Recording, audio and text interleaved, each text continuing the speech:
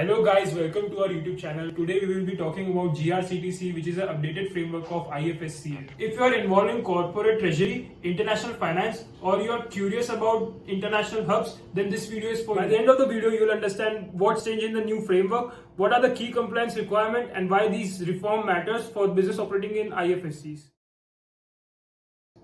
On 4th April 2025, IFSCA issued a revised framework for finance companies and finance units acting as GRCTCs in international finance service centers.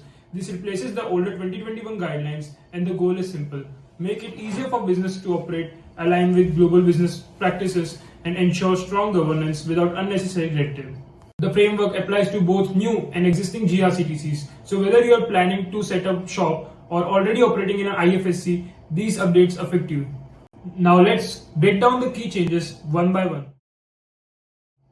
First up, we will talk about registration and compliance. Under the new framework, when we talk about own fund requirements, you need a minimum of $200,000 in own fund. But here's the flexibility. If you are a finance unit, branch, or a parent company, this can be maintained at the parent level, not necessarily in the IFSC. Think of this as India's answer to ease of doing business, streamlining approvals while keeping checks robust. And once registered, you got 6 months to start the operations with an option to extend by another 3 months if needed. Much more realistic than before. Next, let's talk about what GRCTCs can actually do. The new framework provides a clearer, expanded list of permitted activities, which includes the following. First is borrowing and lending, intercompany deposits, credit guarantees, and even factoring. You'll need an extra registration for that. Second, derivatives trading, both OTC and exchange traded with flexibility to hedge risk of trade positions. Third, advisory services, from tax planning to risk management strategies, big win for treasury consultants. Fourth, re-invoicing, now explicitly allowed as long as one party in the transaction is a service recipient. What's the bottom line? More opportunities for GRCTCs to add value, but with clear guardrails to prevent misuse.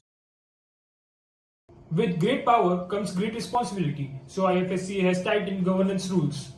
First, board approved policies. You must have documented policies for risk management, permissible activities, and internal audit. Second, M&A oversights. Any merger, acquisition, or changing control, 20% plus shareholding, now requires prior IFSCA approval.